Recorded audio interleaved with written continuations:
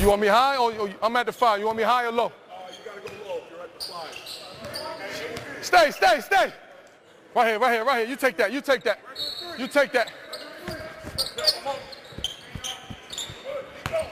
I'm over. Get back. Rebound. Offensive rebound. Yeah. Go. Good, Jimmy. Go to work, Jimmy. Get back. I'm shadowing. Hey, we got to talk back there. Carmelo Anthony, the dean of this U.S. program, now entering his 4th Olympics. And he knows all about the talking that Coach K wants to hear. Got to talk on defense. What an Olympic career he has had, Smitty. It's been phenomenal. I just love the way he can transform his NBA game and mindset to national player, Olympic play, and he does it just quickly, like flipping on a switch. He plays a total different style. I mean, and obviously he understands, and we will all love to play with LeBrons and J. Kids and Carmelo, but it's not, Chris Paul, those type of guys, it's not easy. And Kobe, you have other scorers, you have other facilitators, you have other post players, and he can go get, I think he got 37 in 17 minutes one time, something crazy like that. It was just phenomenal how he can score and be so efficient. And you know, Smitty, that was a great piece of camera work where Melo was mic'd up by our super producer, Tom Heights, who's Did you say super producers? Wow.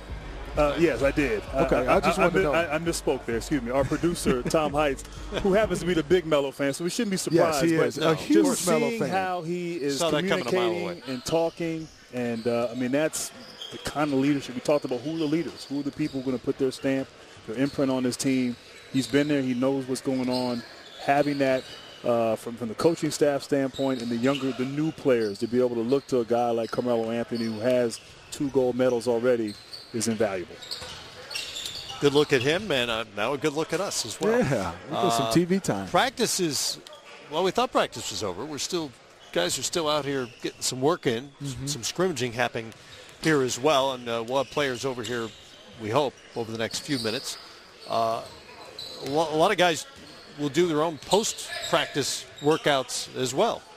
And Monty Williams kind of leads the workouts for guys afterwards. They go through some series of one-on-one as catch it at the elbow, catch it at the block.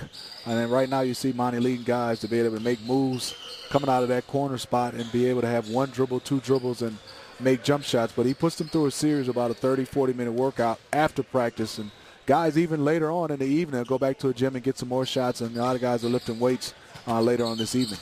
Kevin Durant, one of 3 Warriors on this roster. And that doesn't include Harrison Barnes, who, of course, just left the Warriors for the Dallas Mavericks. A formidable group. 3 Warriors on the Olympic roster without Steph Curry here. Without a doubt. And that'll be a huge advantage for Kevin Durant as he's coming in, getting a chance to spend time with Klay Thompson, Draymond Green in this environment. They'll see a lot of time on the court together, I'd imagine. But getting that work in, we know he's a gym rat. We know he's one of those guys that Smitty talked about will probably come back tonight, get shots up. That is what makes him elite. That's what makes him so great. And to see him leading the drills along with Klay Thompson and Carmelo Anthony, there's a reason why these guys are good. They don't just roll out of bed and play. They put the work in, and that young man right there is a lot of high hopes there in San Francisco, in the Bay Area, Oakland, with Kevin Durant joining a pretty good team in the Warriors. He really did shock the basketball world by leaving Oklahoma City via free agency for that 2-year deal with the option next summer to join the 2-time defending Western Conference champions in Golden State. And guys, as it turns out, he will play his first game at Oracle Arena as a member of the Warriors, representing Team USA in that exhibition, the 3rd of their exhibition games coming up in about a week or so. I can imagine. Think you'll get a little bit of a reception there in Oakland? Reception. Oh, my gosh. To get a chance to play that first game. But still, he's another guy. I guess, Grant, I'm becoming one of those old guys. I just still can't wrap my mind around so much he's accomplished. And I look down, and he's 27 years old. 27 years old. It just seems like he still has 7 to 8 more years to be dominant because of the way he plays, the way he's keeping in shape, and his skill set. When you have a guy like Kevin Durant and Dirk Nowitzki at their size that can shoot the basketball, even when they're done being starters and dominant, if they wanted to, they could come off the bench and be pick and pop fives, pick and pop fours, to be able to still knock down shots. Well, based on the traditional sort of scale, he's just now entering his prime.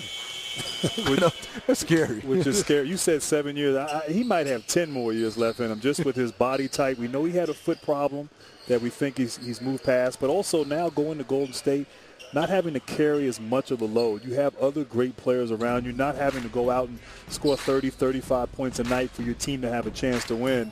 But what he does and how he has played and really just consistent from the time he stepped foot in this league as a 6'11", 6'10", two-guard when he was in Seattle to what he's done in Oklahoma City and the anticipation of what he'll do in Golden State. Just a tremendous talent, really revolutionizing that sort of small forward position with his height and his skill set and his ability to score. Matt, what was that death lineup they had that we talked about when, they go to it at the end of games with small ball? And I still would say in him, the death lineup, he's not a small ball. He's a 6'11" guy that you can have him, Draymond, Iguodala, and Steph Curry, and Klay Thompson. That's still a tall team and guys with physical but they can flat out. So what do we call that lineup? I don't know. What's worse than death? We got to come up. That's what I was. That was the question. What's the word I was going to say? I don't know what's worse than death. What can that lineup be? I don't know. I don't want to say death and destruction. I don't know. Lineup of torture. I don't know what that's going to be. Yeah, that's going to be Klay Thompson, a big part of that. Still, their issue for me is though what made Golden State, in my opinion, was their bench. Yes. So I think that's the next step for that Steve Kerr and the management and those guys to fill out their roster of guys 6, 7 through 12. Right. That will be a test as you look at Klay Thompson, one of the great two-way players in the NBA. And boy, has he improved on that defensive end. Arguably now. Yeah. Could be one of the top 2 or 3 best two-way players that we have in the game. Speaking of two-way players, Jared Greenberg is standing by with a pretty good one as well. Yeah, no question about it. Paul George, and again, the story is remarkable that you're here. Has it hit you now that you've gone through a couple of practices about 2 years after that horrific injury? Yeah, I mean, it hasn't even been a thought. My only focus now is preparing for this summer and preparing for a gold medal. There's no thoughts at all on the injury. I'm here, and I fully recovered from it. You, as we've talked quite a bit about over the last couple of months, I mean, you really look like your old self come the playoffs. How much can you utilize the practices here, the exhibitions, and ultimately the Olympics to get yourself back to that MVP level that you're at? Well, the doctors told me this is a 2-year process. With the whole rehab, this is a 2-year process. And, this is just another part of it. I think this is really closing the chapter on it by going on and continuing on in this summer. To me, it's making up games back in the year that I missed. So it's just all about reps. It's all about getting the rhythm and staying in rhythm when season come back around. We see so much versatility and changing in the lineups here. What have you gotten a feel for what your role will be asked to be with Jimmy Butler constantly on your shoulder? Yes, sir. My role is just to do it all. I think that's the role of every player on this team is kind of do a little bit of everything. Coach K is not asking too much from any one of us other than to be ourselves. So it's just go out there, have fun. We're doing it for a great cause. This is a great opportunity for us to represent our country. And, we got one goal. Just come home with a goal. Well, best of luck to you. We appreciate you joining us. Appreciate it. Thank you. All right, Matt, back to you. That's Paul George. All right, Jared, thank you much. We're joined by Kyrie Irving, who is now a world champion as he joins us, as well as a gold medal winner 2 years ago when you were the MVP of the World Cup in Spain. Welcome. Thanks for stopping by. Thanks for having me, guys. I don't know if you're aware of this. It was 1 month ago today. You guys won Game 7 at Oracle Arena in Oakland, and you hit the biggest shot of your life. Yeah. What have the last 4 weeks been like as a champ? It's been a great celebration. It's been a great celebration, understanding what we accomplished. It was the hardest thing I've ever had to do in my life, but I didn't want to take that moment for granted. Seeing my dad and my sister after we won, and then having a few weeks just to decompress and just enjoy myself. But now I'm back out here, and this is almost, I would say it's a little step below than winning a championship for me, because this is just an exciting time to be with these guys. Every single day, I was telling Paul George as we watched them, before we came here, I just got done watching your highlights. I was just watching year 2015, 2016 highlights, about 8 minutes of just straight highlights. I enjoy seeing great players in a setting like this because they're not in their team atmosphere. They're away from their norm, and they get to come with guys like us and just really just open up. And we get a chance to get to know one another. This will be your first shot at an Olympic gold medal, but you've been through the senior national team experience before. What kinds of things do you learn about teammates that you've only faced before? Well, one thing I really enjoy about USA basketball is the particular part with the select team. I started there. It was myself,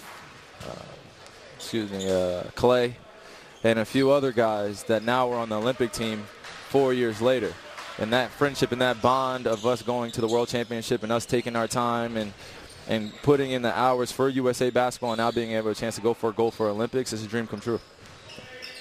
Well, Kyrie, I just want to talk about, we were saying it before you came here, just if you look at your age and resume from 24 and so much you've accomplished and some adversity when injuries, and then talk about you have a chance to win an Olympic gold medal and also have a